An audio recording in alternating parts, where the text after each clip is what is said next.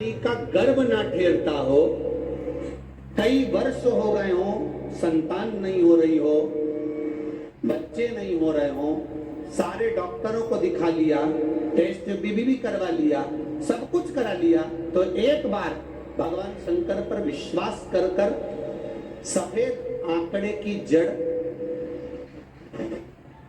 सफेद आंकड़े की जड़, और ध्यान देना वो जड़ किसी दूसरे से नहीं मंगवाना। कई लोग ऐसे होते हैं कि तुम ला कर दे देना तो हम बांध लेंगे। हो जिस नारी को संतान चाहिए वो अपने पति के साथ जाए और सफेद आंकड़े की जड़ को लेकर आए।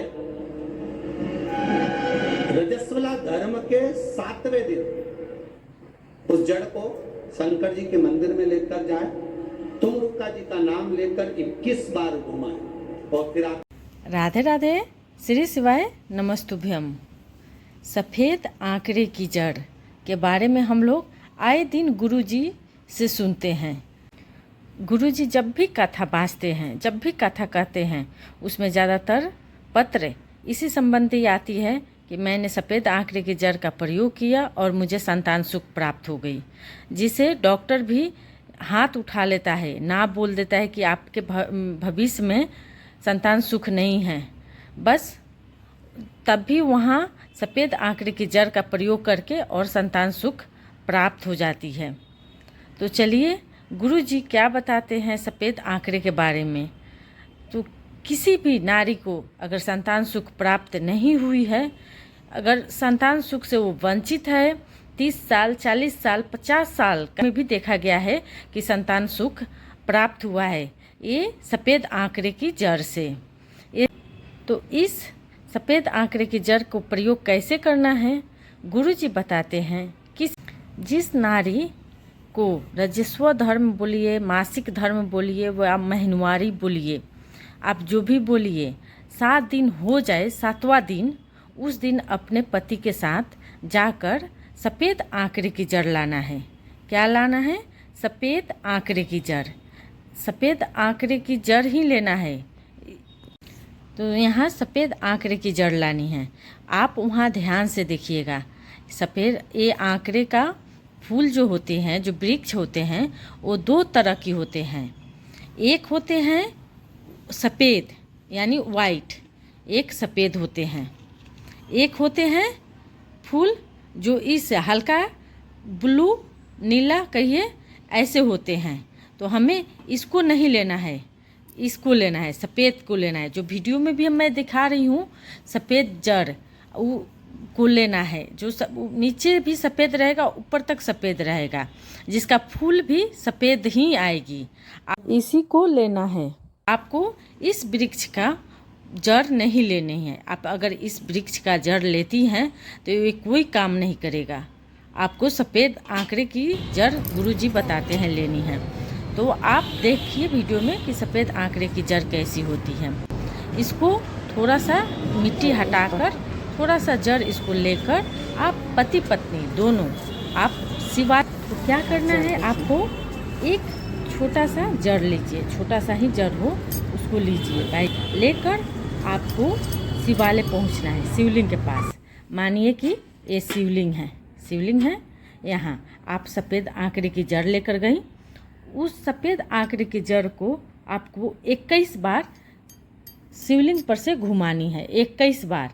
अब 21 बार किस महादेव का नाम लेकर घुमानी है? तो तुम्रकेश्वर महादेव या तुमरुका जी का नाम लेकर 21 बार आपको इनको घुमानी है। यहाँ ध्यान दीजिएगा कि 21 से कम नहीं होना चाहिए, 21 से ज़्यादा नहीं होना चाहिए। गुरुजी बताते हैं 21 बार घुमानी है। अगर आपको काउंटिंग में मिस्टेक हो रही है तो आप भी इसके लिए एक और उपाय कर सकते हैं। क्या कर सकते हैं इसमें? क्या कर सकते हैं? आप इस तरह को छोटे छोटे मूंगफली के दाने लीजिए, या सिंदूर के दाने ले लीजिए, या फूल ले लीजिए, या पाते ले लीजिए, कुछ भी आप 21 गोल ले लीजिए। 21 गोल लेकर आप जब एक राउंड, आप जो सफ़ेद आंकड़े की जड़ है उसको आप एक राउंड घुमा रही हैं, तो एक दाना निकाल कर कहीं रख दीजिए, कोई कटोरी में रख दीजिए। तो इससे क्या होगा कि आपको काउंटिंग में मिस्टेक नहीं होगा, आपको काउंटिंग में मिस्टेक नहीं होगा। आप 21 बार ही शिवलिंग पर घुमाइएगा। और यहाँ क्या है कि नाम भी बोलना है आपको, तुम रुका जी का नाम भी बोलना है, 21 बार घुमाना भी है। तो इसीलिए आप ये उपाय भी कर सकती हैं। इससे क्या होगा, आपको काउंटिंग में मिस्टेक नहीं होगा। ये हुआ, क्योंकि जो ये विधि कीजिएगा अगर मिस्टेक हो गया तो फिर आपको वो फल प्राप्त होने में दिक्कत हो जाती है।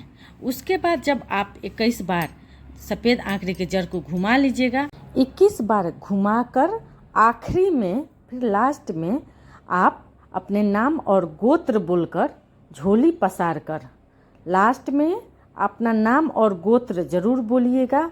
उसके बाद आप लोग तो इस धागा में आपको पास अगर कॉटन का होगा तो और अच्छा होगा।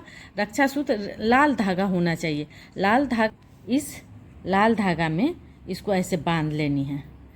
आप थोड़ा मजबूती से बांधिएगा कि खुले नहीं, क्योंकि 3 महीना 4 महीना तक रखा जाता है, इसीलिए आप मजबूती से बांधिएगा।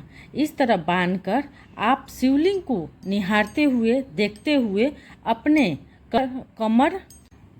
कमर में बांध लीजिए।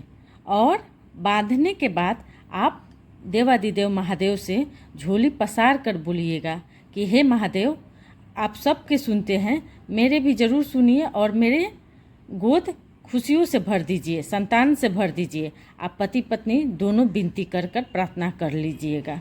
उसके बाद आप 3 महीना तक आप इसे बांधे रखिएगा। भगवान देवादिदेव चाहेंगे, महादेव चाहेंगे तो आपको संतान सुख जरूर मिलेगा।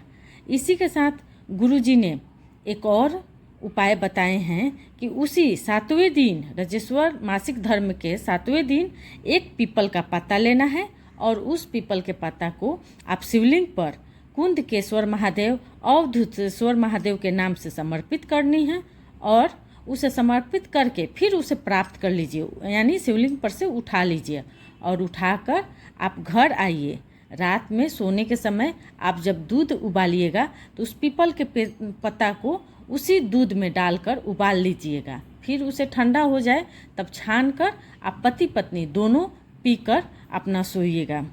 इससे भी उपाय से भी संतान सुख की प्राप्ति होती है। इसी के साथ अगर आपको ये सब उपाय भी कर लिए फिर भी अगर संतान सुख में प्राप्त नहीं भी हो रही है तो गुरुजी ये भी बताए हैं कि पशुपति व्रत भी आप करिएगा, उतना ही महत्व होती है। इसके साथ आप मंदिर का सर सफाई भी करिएगा। कल के ही कथा में पार्वती शिव महापुराण कथा में एक जना का पत्र आया था जिसमें गुरुजी ने बताया कि उसे मीन्स भी नहीं आती थी, यानी महीनवारी नहीं आती थी, रजस्व धर्म नहीं आती थी, फिर भी उसे जुड़वा संतान की सुख प्राप्ति हुई। बस मंदिर में सर सफाई करने से, एक पशुपति व्रत ही की थी और मंदिर में सर सफाई कर रही थी, इसी से महादेव जी ने रजस्व धर्म नहीं भी आया था तभी भी संतान सुख प्राप्ति हुई। जो वो उम्मीद छोड़ दी थी, जो डॉक्टर ने बोल दिया था कि उसे ये संतान सुख कभी नहीं होगा। इसीलिए आप कुछ भी कीजिएगा तो पूरे विश्वास, आपका विश्वास 1% भी कम नहीं होना चाहिए। देवादिदेव महादेव पर पूरा विश्वास करके आप उन पर समर्पित करके आप उपाय करिए और उन पर विश्वास रखिए। ये मैं 100 में 100 यानी 100 में 100 बोल रही हूँ कि आपका मनोकामना जरूर पूर्ण होगा। क्योंकि अगर गुरुजी कथा वाचते हैं उसमें अगर 100 गो पत्र आती है उसमें 90 गो पत्र यही आती है कि सफ़ेद आंकड़े की जड़ का प्रयोग किए, पशुपति व्रत किए और मंदिर का सर सफाई। ये 3 उपाय करके बड़े से बड़े सुख आप प्राप्त कर सकती हैं। अपने जीवन को बड़े से बड़ी कठिनाई से भी सुख में परिवर्तन कर सकती हैं, बस ये उपाय करके। ज़्यादा मैं नहीं बताऊंगी क्योंकि वीडियो लॉन्ग हो जाएगी, इसीलिए आप ये उपाय ज़रूर करिए। सफ़ेद आंकड़े की जड़ का उपाय करिए, साथ में आपको मौका मिले तो मंदिर का सर सफाई भी थोड़ा बहुत कर दीजिए। इतना करने से आपको संतान सुख देवादिदेव महादेव जी जरूर देंगे। अगर आपको वीडियो थोड़ी भी अच्छी लगे तो मेरे चैनल को सब्सक्राइब करिए, वीडियो को लाइक करिए। हर हर महादेव, श्री शिवाय नमस्तुभ्यम।